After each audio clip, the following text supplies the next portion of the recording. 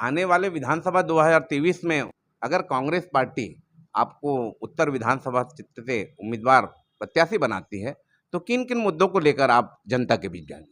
पिछले विधानसभा समय में हमको आपकी दावेदारी बड़े जोर शोर से दिखी थी और अंतिम समय में ऐसा लगा था आपके कार्यालय भी उस क्षेत्र में खुल रहे थे।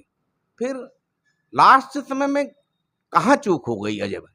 और शहर रायपुर उत्तर क्षेत्र के बड़े बड़े होर्डिंग्स आपके लगे हैं, कहीं ना कहीं पुख्ता इस समय ऐसा ऊपर से शायद आपको निर्देश हो चुका है कि तैयारी करें, क्या कहेंगे आप?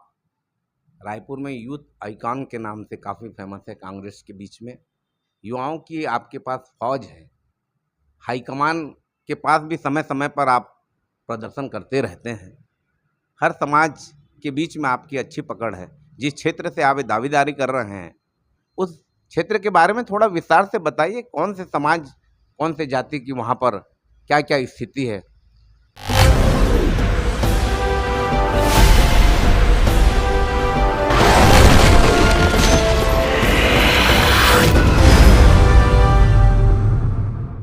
जय जोहार छत्तीसगढ़, आप मन देखा था न्यूज़ 72, मैं हूं हरिबंधु नायक। आज हम उत्तर विधानसभा क्षेत्र के प्रमुख दावेदार युवा नेता और नगर निगम के 2 बार के पार्षद अजीत कुकरेजा जी के यहाँ आए हुए हैं और उनसे जानेंगे इस क्षेत्र में राजनीतिक गतिविधियों के बारे में। लगातार उत्तर विधानसभा क्षेत्र से उनकी दावेदारी देखने को मिल रही है। आपका सबसे पहले अजीत भाई न्यूज़ 72 में स्वागत है जी। बहुत बहुत धन्यवाद। पिछले विधानसभा समय में हमको आपकी दावेदारी बड़े जोर शोर से दिखी थी और अंतिम समय में ऐसा लगा था आपके कार्यालय भी उस क्षेत्र में खुल रहे थे। फिर लास्ट समय में कहाँ चूक हो गई अजय भाई? देखिए, कांग्रेस पार्टी एक लोकतांत्रिक पार्टी है। हम दावेदारी करते हैं पर अंतिम निर्णय पार्टी के शीर्ष नेता लोग लेते हैं और बहुत सारे क्राइटेरिया को दिमाग में रखा जाता है, जैसे कि कैंडिडेट का बैकग्राउंड, विनेबिलिटी और वो सारी चीज़ों को। तो कहीं ना कहीं पार्टी को लगा होगा कि इसको नहीं उसको, तो जो पार्टी का निर्णय रहता है, एक दावेदारी 10 करते हैं, किसी एक को मिलती है, फिर सब मिल के उसके लिए काम करते हैं। उत्तर विधानसभा क्षेत्र में इस समय दावेदारी सबसे ज्यादा चारों विधानसभा रायपुर राजधानी में चारों विधानसभा में देखने को मिल रही है। सबसे ज्यादा दावेदार उत्तर विधानसभा में, ऐसी क्या बात हो गई? क्या वहाँ अभी सिटिंग एमएलए है, उनकी दावेदारी कमजोर नजर आ रही है कि युवाओं की बात हो रही है? जैसे कि कांग्रेस में शीर्ष लेवल पर युवाओं को भागीदारी तय किए जाने की बात हो रही है, आप क्या कहेंगे? नहीं, देखिए, लगातार कांग्रेस पार्टी ने पिछले 5 सालों में जो काम किया है वो भारतीय जनता पार्टी ने 15 सालों में नहीं किया है। रही बात दावेदारी की, तो लगभग हर विधानसभा में जहाँ पर सिटिंग एमएलए है वहाँ पर भी लोगों ने आवेदन फॉर्म भरे हैं। उसके कई कारण हैं। पहला कारण ये है कि लोकतांत्रिक पार्टी है, सबको अधिकार है फॉर्म भरने का। दूसरा कि ये कि एक छोटे से छोटा कार्यकर्ता है, उसको भी ये महसूस होना चाहिए कि मैं भी दावेदारी कर सकता हूँ कांग्रेस पार्टी से। और जहाँ पर जितने ज़्यादा दावेदारी रहती है, मेरे को लगता है वहाँ पर पार्टी उतनी ज़्यादा मजबूत है, उतने ज़्यादा लोग हैं। आज बीजेपी के पास ढूंढने के लिए भी दावेदार नहीं मिल रहे हैं जो जीत सकते हैं, और कांग्रेस पार्टी में दावेदारों की एक लंबी कतार खड़ी हुई है। इसलिए पता चलता है कि कांग्रेस पार्टी रायपुर शहर में बहुत मजबूत है। काफी मजबूत है उत्तर में, और शहर रायपुर उत्तर क्षेत्र के बड़े बड़े होर्डिंग्स आपके लगे हैं, जन्मदिन के माध्यम से हो या स्वागत भूपेश बघेल जी के जन्मदिन के माध्यम से, कहीं ना कहीं पुख्ता इस समय ऐसा ऊपर से शायद आपको निर्देश हो चुका है कि तैयारी करें, क्या कहेंगे? देखिए, मैं तो साल के पाँचों साल एक्टिव रहता हूँ, लोगों के बीच में रहता हूँ। और रही बात बैनर पोस्टर की, तो कार्यकर्ता थोड़ा सा चुनावी वर्ष है तो उत्साह में रहते हैं और वो कोशिश करते हैं कि दावेदारी मजबूत हो जाए। अंतिम निर्णय पार्टी लेगी। माननीय भूपेश बघेल जी, कुमारी शैलजा जी, राहुल गांधी जी, खड़गे जी, हमारे अध्यक्ष दीपक बैज जी।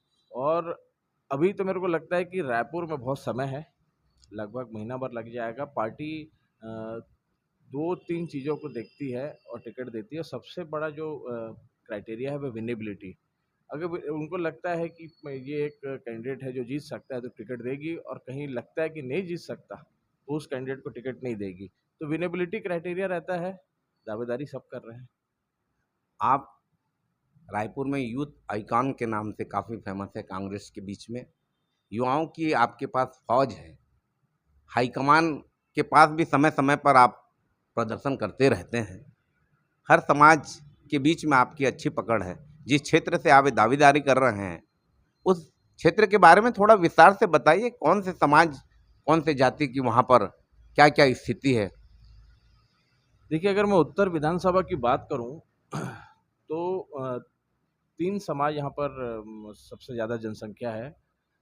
सबसे पहले मैं बोलूँगा तो उत्कल समाज, मुस्लिम समाज, सिंधी समाज, और छत्तीसगढ़ी वोटर भी इस विधानसभा में काफ़ी ज़्यादा है। अगर साहू, यादव, सतनामी समाज और ओबीसी वर्ग के लोगों को मिला दूँ तो छत्तीसगढ़ी समाज के भी वोट काफ़ी हद तक इस विधानसभा सीट में ज़्यादा है। और क्योंकि मैं सिंधी समाज से हूँ और सिंधी समाज के लगभग 24-25 हज़ार मतदाता इस विधानसभा में है, तो एक जो मैं दावेदारी पेश करता हूँ उसमें एक ये मुद्दा अहम हो जाता है। इसके अलावा युवा हूँ, लगातार 2 बार पार्षद रहा हूँ और अपने वार्ड में काम करके दिखाया हूँ, रायपुर शहर में काम करके दिखाया हूँ। तो एक बैकग्राउंड है और उसमें हम फिर उम्मीद करते हैं कि अब हमको एक कदम आगे बढ़ने का मौका मिलेगा।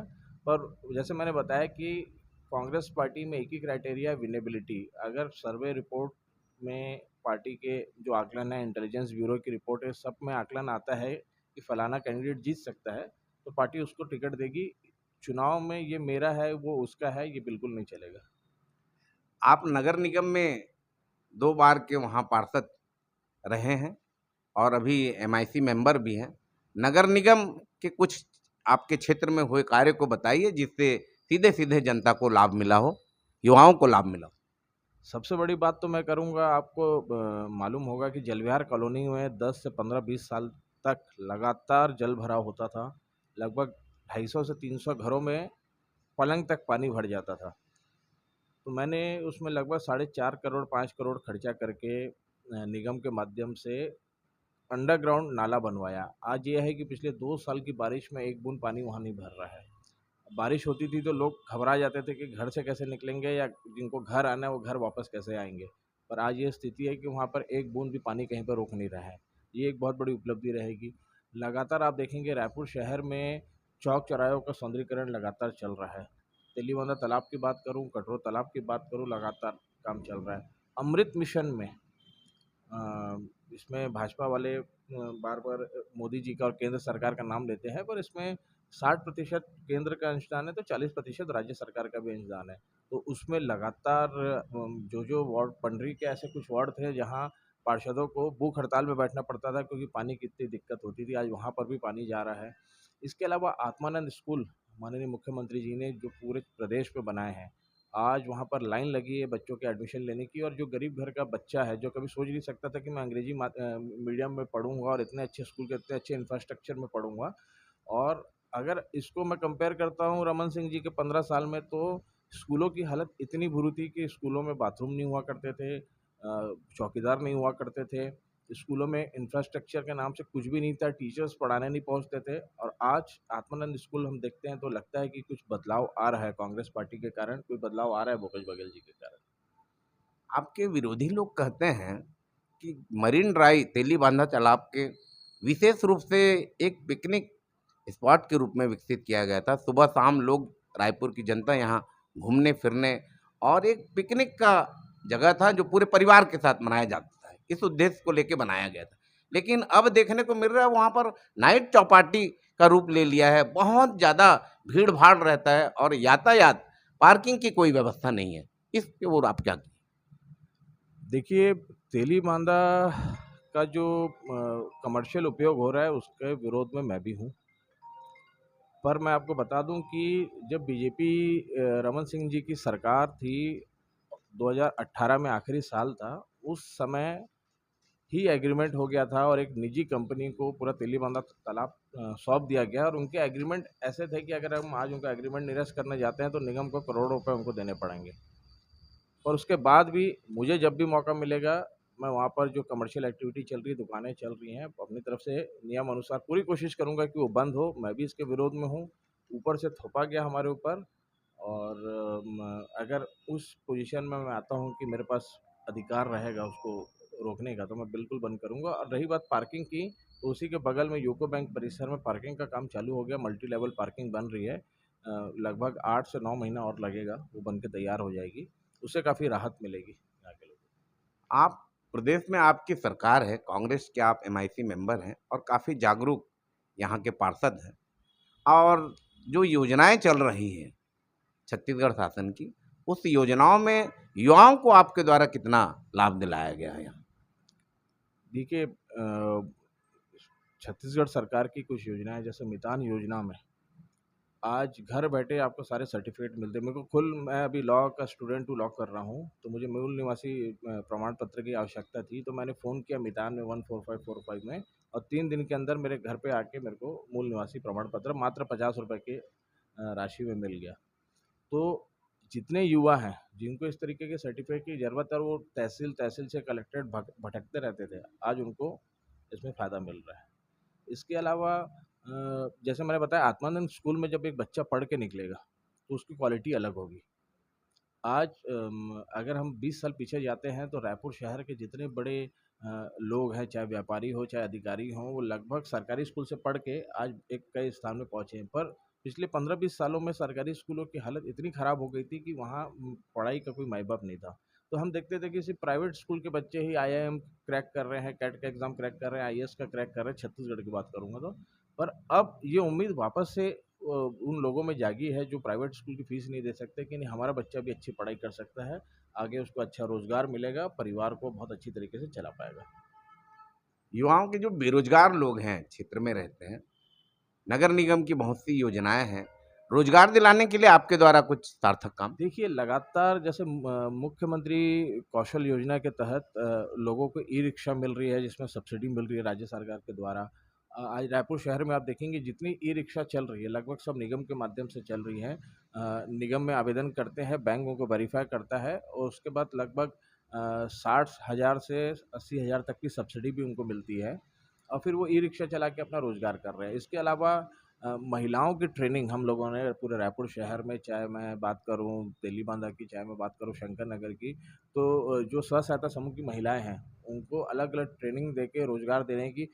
मैं आपको बता देता हूं कि मेरे साथ कुछ जुड़ी महिलाओं ने तो दुकानें भी खोल दी है, जहां वो खुद से बनाए हुए खाने पीने के आइटम आज पंडरी हाट बाजार में बेच रहे हैं।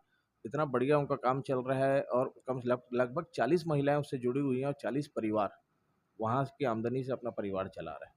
तो इस तरीके से छोटी-छोटी योजनाओं का लाभ लगातार हम देने की कोशिश कर रहे हैं, और आने वाले समय में माननीय मुख्यमंत्री भूपेश बघेल जी के नेतृत्व में हम और भी बेहतर काम करने की कोशिश करेंगे। युवाओं के मुख से सुनने को मिलता है हमको, रायपुर शहर के क्षेत्र के भी कुछ साथी ऐसा कहते हैं दबी जुबान पे, कि आपसे मिलना बड़ा आसान नहीं है। जी, मैं तो मुझे लगता है कि मैं तो सबसे सरल आदमी हूँ, क्योंकि मुझे जनता के बीच में रहना अच्छा लगता है, लोगों के बीच में रहना अच्छा लगता है। पर क्या होता है कि कई बार पार्टी की मीटिंग है, कई बार निगम की मीटिंग है, और कई बार कोई कार्यक्रम में जाना है, और मैं देखा हूँ कि जो जितना एक्टिव रहता है ना, तो उसको उतना लोग इनवाइट करते हैं, बुलाते हैं, और तो उस तरीके से ना टाइम मैनेजमेंट में थोड़ा बहुत 19-20 होता है। पर मुझे जनता के बीच में रहना पसंद है। मैं इस प्रोफेशन में बाय चॉइस आया हूँ। मैं चाहे तो व्यापार कर सकता था, चाहे तो मैं मेरे 2 अटेम्प्ट आईएएस में और बचे हाँ, थे। ये पूछना है हमें कि आप काफ़ी पढ़े लिखे हैं और काफ़ी शिक्षित हैं, लेकिन शिक्षित लोग राजनीति से दूर हटते हैं। तो इस क्षेत्र में आप कैसे पदार्पण हुआ, थोड़ा बताइए जनता जाने। देखिए, मैंने अपनी स्कूलिंग रायपुर में की, होली क्रॉस बारिन बाज़ार में। उसके बाद मैं पुणे में गया, सिम्बायोसिस कॉलेज से मैंने इकोनॉमिक्स ऑनर किया, और दिमाग में था कि आईएएस बनना है। मैं दिल्ली गया, आईएएस की तैयारी किया, साथ में एमए किया पब्लिक एडमिनिस्ट्रेशन में। 2 अटेम्प्ट बचे थे मेरे, और मैं रायपुर वापस आ गया, और अचानक से 2014 में यहाँ चुनाव होने थे, और एक अंदर से एक आवाज़ आई कि चुनाव लड़ना है। पार्टी ने भरोसा किया, नया था, टिकट दे दी, और काफ़ी अच्छे वोटों से जीता। और जीतने के बाद मैं पढ़े लिखे युवाओं से ये निवेदन करता हूँ कि आप अधिक से अधिक संख्या में पॉलिटिक्स में आइए। पॉलिटिक्स को आप गलत चीज़ें मत समझिए। मेरे जैसा सरल आदमी अगर आके यहाँ पर सर्वाइव कर सकता है तो बाकी लोग भी कर सकते हैं, क्योंकि लोगों का ये मानना है कि अच्छे लोग नहीं हैं राजनीति में, और थोड़ा सा बाहुबली टाइप के लोग, गुंडागर्दी टाइप के लोग उस टाइप के लोग ज़्यादा हैं। पर मेरे को देखने के बाद मैंने देखा है कि काफ़ी नए लोग मेरे से राजनीति में जुड़े, मेरे समाज के भी, उत्कल समाज से भी, और छत्तीसगढ़ी लोग भी, और पढ़े लिखे लड़के हैं जो पहले कभी पॉलिटिक्स में उन्होंने सोचा नहीं था ज़िंदगी में आना है, बट मेरे साथ जुड़े तो उनको लगता है नहीं, पॉलिटिक्स में रहना चाहिए। और मैं जब तक राजनीति में हूँ, मैं लगातार युवाओं को प्रेरित करता रहूँगा कि राजनीति में आइए, और राजनीति में अच्छे पढ़े लिखे लोगों की बहुत कमी है। आप आएंगे तो बदलाव होगा, नई चीज़ें होंगी, आज के ज़माने की चीज़ें होंगी। प्रदेश में छत्तीसगढ़िया वाद हावी है। प्रदेश के मुख्यमंत्री स्वयं भूपेश बघेल जी स्थानीय तीज त्योहार को मुख्यमंत्री निवास में मनाकर छत्तीसगढ़ियों का मान सम्मान बढ़ा रहे हैं। छत्तीसगढ़ियावाद को आप किस रूप में देख रहे हैं?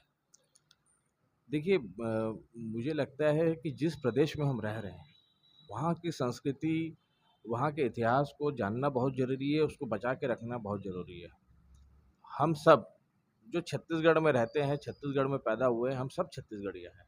ये हम सब का कर्तव्य बनता है कि यहाँ की परंपरा, यहाँ की संस्कृति, यहाँ के तीज त्योहार को हम मनाएं और ज़्यादा प्रमोट करें, उसको आगे बढ़ाएं, क्योंकि हम भी छत्तीसगढ़िया हैं। आने वाले विधानसभा 2023 में होना है, और ऐसे समय में अगर कांग्रेस पार्टी आपको उत्तर विधानसभा क्षेत्र से उम्मीदवार प्रत्याशी बनाती है, तो किन किन मुद्दों को लेकर आप जनता के बीच जाएंगे? देखिए, मुद्दे हमेशा से वही रहे हैं कि युवाओं को रोज़गार मिले, महिलाओं को रोज़गार मिले, महिलाओं की सुरक्षा। इसके अलावा विधानसभा में रोड, नाली तो लगातार बनती रहती है, आगे भी बनती रहेंगी। पर इसके अलावा हटकर हम क्या कर सकते हैं? कहाँ हम बढ़िया लाइब्रेरी बना सकते हैं?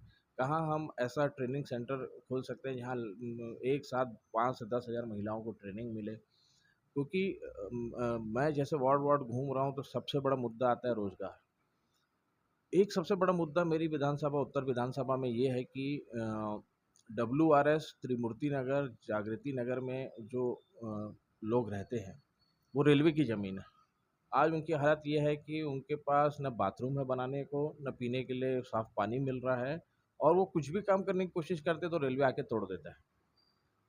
तो ऐसी कुछ योजना बनाई जाए कि आस-पास ही ज़मीन ढूँढे, उस ज़मीन में इनके लिए मक्का पक्का मकान बना के दें और इनको शिफ्ट किया जाए, क्योंकि रेलवे कभी भी अपनी ज़मीन नहीं देगा।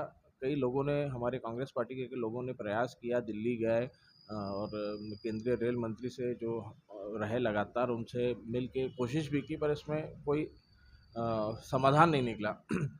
और लगभग 7 से 8 हज़ार परिवार वहाँ रहते हैं, और रायपुर शहर को हम आज स्मार्ट सिटी बोल रहे हैं। हम स्वच्छता रैंकिंग में चौथे नंबर में आ रहे हैं, 5वें नंबर में आ रहे हैं, और फिर हम जागृति नगर WRS कॉलोनी जाके घूमते हैं तो उनकी हालत देखते तो बहुत ख़राब है। तो कभी भी मेरे को अगर मौका मिलता है तो मैं सबसे पहले उनके लिए काम करूँगा।